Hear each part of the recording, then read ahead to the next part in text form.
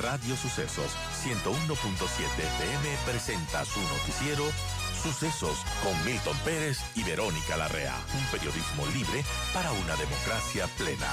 Los hechos y las opiniones de los sucesos que marcan nuestro tiempo.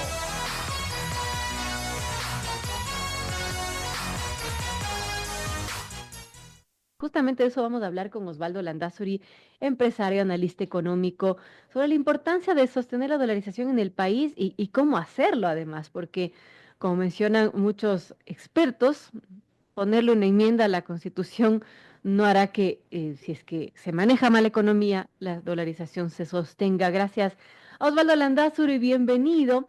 Y bueno, ¿qué nos dice de estas intenciones de los correístas ahora acérrimos defensores del dólar? Bienvenido, Osvaldo, gracias por acompañarnos. Hola, Vero, buenos días, gracias por la invitación, un saludo. Efectivamente, sí me entrevistaron hace unos días respecto a este tema y había comentado lo que comentó Vero en la introducción, es decir, es un tema puramente político, ¿no? Es decir, no es que cambia nada respecto a que la Constitución le considere como una moneda o la moneda de curso corriente al dólar. A la dolarización se la defiende fundamentalmente manejando bien la economía. También hay que entender que en este proceso de dolarización, en este esquema monetario, pues primero hay muchos beneficios que los ecuatorianos a los cuales los ecuatorianos nos hemos acostumbrado, es decir, la estabilidad también ha servido como un freno para que la política no intervenga tanto en el manejo económico, sino yo creo que nuestros resultados de inflación, nuestros resultados de déficit serían mucho más abultados de los que son ahora. Pero por supuesto también tiene desafíos, ¿no? Los desafíos de la dolarización siempre están relacionados con que es un sistema rígido, es un sistema que requiere tener fondos de inversión, le guste o no le guste a Correa, se acuerda que se refería irónicamente a los fonditos, les decía él y se gastaba todos los fondos, pues efectivamente hace falta tener ahorros para que podamos reaccionar frente a lo que son los desafíos de la dolarización, es decir, los shocks externos. Cuando hay un shock externo, la dolarización lo que demuestra es ser un esquema rígido, es decir, no le deja moverse. Y es ahí donde se ven fundamentalmente los resultados de la economía real. Es decir, reacciona el desempleo, reacciona la liquidez, reacciona la inversión. Es decir, no hay manera de acomodarse al shock externo. Un shock externo, por ejemplo, la pandemia, otro shock externo, un terremoto, una sequía, es decir, algo que el Ecuador no controla. De la dolarización, déjeme decir, Vero, que no se sale ordenadamente, ni hay un esquema, ni hay un plan para desdolarizar, no existe eso. De la dolarización se saldría manejando mal la economía y explotando, tal como lo hizo Argentina, algo parecido a la convertibilidad de los años 2000, Así es. cuando uno tenía ya un montón de monedas paralelas, se morían del hambre los argentinos tratando de entender cómo encontrar monedas de curso legal que pudieran ser aceptadas. Entonces, no existe tal plan para desdolarizar ordenadamente, más bien dicho, no existe la manera, es a lo que yo me refiero. Lo que sí es que, claro, la Revolución Ciudadana deberá entender que si es que maneja mal la economía, porque se van a encontrar con un país muy distinto al del 2007, pues lo que sí puede pasar es que uno salga de la dolarización explotando porque se han acabado las reservas, porque ya no hay confianza, porque le afectó al sistema financiero nacional y entonces ahí sí puede haber un proceso bien complejo de salida de la dolarización que puede ser catastrófico, incluso peor de lo que vivimos cuando nos dolarizamos. Qué terrible. Y para que eso no ocurra, Osvaldo, ¿qué tendría que hacerse? Lo primero, ver es que la dolarización se sostiene con dólares y este año es un flujo de caja. Hay que entenderle clarito que es un flujo de caja parecido al de una empresa, es decir, cuántos dólares entran, cuántos dólares salen. Vamos viendo cómo entran los dólares a una economía. Los dólares entran por tres vías. La una es inversión extranjera, que no la tenemos. La segunda es endeudamiento, que has visto, Vero, cómo hemos pasado endeudándonos. Es la segunda Así. manera en que Qué ingresan dólares. círculo vicioso, pero hemos pasado así. Así es. Y la tercera es con exportaciones. Es decir, esa es las tres maneras en las que ingresan dólares a una economía. Entonces, las exportaciones han mostrado signos positivos el año pasado y por lo tanto eso también ha fortalecido. Yo le añadiría esto parecido a la inversión o algo por el estilo, lo que ha pasado con los migrantes, que han sido un pilar fundamental para sostener la dolarización, con casi 6.000 millones de dólares calculados el año pasado, que han ayudado a que el flujo de divisas que entra al país sea mayor que el flujo de divisas que sale del país. Entonces, en esa línea, pues es lo primero para cuidar la dolarización, ver la balanza comercial. Entonces, la balanza comercial es positiva. Lo segundo, para cuidar la dolarización, uno necesita necesariamente orden fiscal, es decir, disciplina fiscal. Hay muy poco espacio para sostener déficits de manera crónica como lo ha tenido el país en los últimos años. Por eso, sin ser yo muy amigo de buscar el equilibrio a toda costa, como le pasó a Lazo, como le pasó al propio Noboa y a su ex ministro Vega, pues muy probablemente la dolarización exige mucho más la disciplina fiscal de lo que exigiría otro modelo, otro esquema. Y eso es también lo que no suele funcionar muy bien con el populismo, porque el populismo lo que busca es más bien dar plata, exacerbar las cuentas, perdón, para buscar respuesta de la gente a través de un bienestar temporal. Entonces, una vez que uno tiene esos dos temas, es decir, un flujo de caja ordenado y un orden fiscal, pues la dolarización fluye como ha fluido en los últimos 25 años. Por lo tanto, esos son los elementos para mí esenciales. Ahora, ahí veo ahí pululando una serie de temas que nosotros deberíamos hacerlos muy flexibles, ya que la dolarización, como afirmé, es muy rígida. Por ejemplo, leyes laborales, por ejemplo, tasas de interés, el gasto corriente fiscal es otro tema que es muy rígido en el país. Y entonces ahí uno entendería una sociedad que más o menos se acomoda a los esquemas de shocks externos cuando está dolarizado. Ahora, Osvaldo, hablando de las propuestas que han tenido desde el sector del correísmo, aunque ahora aparecen como los defensores acérrimos de la dolarización en la Asamblea, pero lo cierto es que, por ejemplo, Andrés Arauz mencionaba sobre un sistema de moneda digital que llamó la ecuadolarización como un plan B, ya que a su criterio, pues el país no se puede dolarizar, pero ya desde antes se había hablado de una moneda paralela, una moneda digital. ¿Qué podemos decir en esos casos de esas intenciones que se ha tenido de crear este tipo de cosas? Yo creo que se manipuló el concepto de una moneda digital. A ver, ya hemos visto lo que le pasó a Milei, también hemos visto lo que le pasó a Bukele en El Salvador.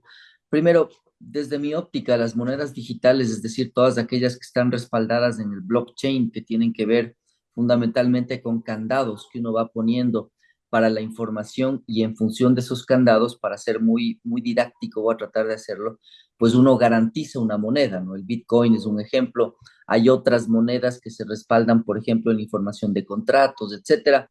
Esas monedas digitales lo que están buscando es que al no tener un respaldo de un banco central o de una economía que le esté respaldando, que le esté regulando, buscan regularse a través de la información.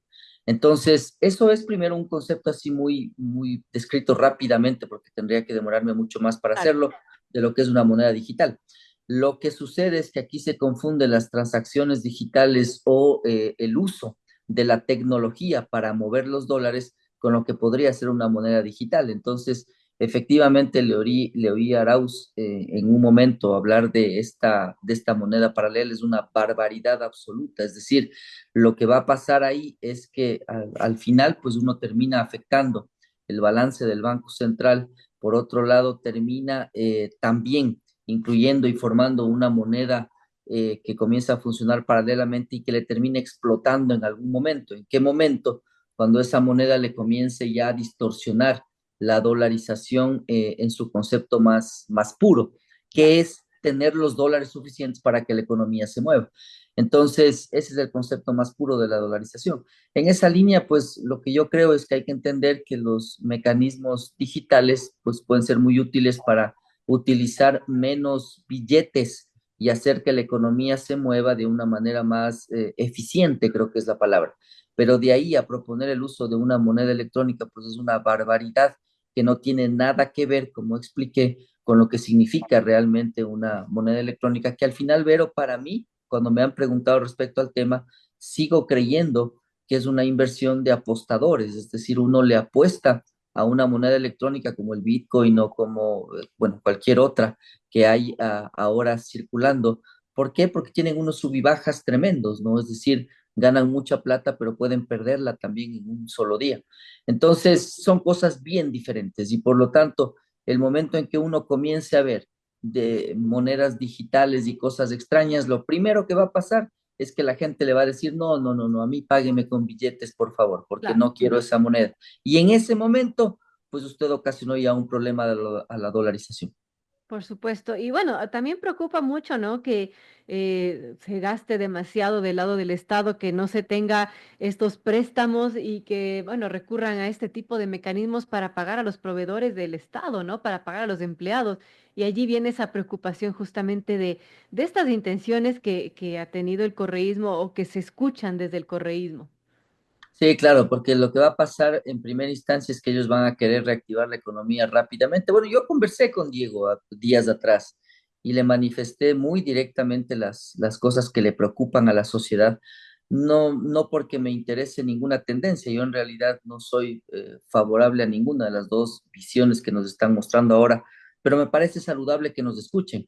Y en realidad, claro, el querer reactivar la economía tomando reservas, el querer reactivar la economía por ejemplo, pagándoles con bonos del Estado o con otro tipo de moneda a los proveedores, claro, le puede funcionar en algún momento una parte pequeña, pero en la medida en la que eso se hace más grande, fundamentalmente lo que pasa es que comienzan a aparecer, tal como en la Argentina, un montón de monedas paralelas en donde le comienzan a decir, bueno, ¿sabes qué? No tengo dólares, pero te pago con bonos, no tengo dólares, pero me dio el gobierno de Pichincha, me dio este otro bono, y eso es yo viví eso en la Argentina, o más bien dicho, no lo viví, lo vi de cerca, porque estaba estudiando en el Cono Sur, y claro, es un desastre absoluto, y Pues eso yo le manifesté a Diego en un momento. Entonces, no creo que tenga mucho espacio para que yo, me parece que se van a encontrar, insisto, si es que llegaran al poder con una economía bien diferente. Pero también es cierto, Vero, que siendo objetivos, no es un tema solo del correísmo. Este desorden fiscal, esta falta de entender la eficiencia estatal ha sido un denominador común de todos los gobiernos anteriores. Lo otro es que, si te fijas en lo que sucede con este desorden fiscal, es que los escándalos de corrupción suenan uno tras otro.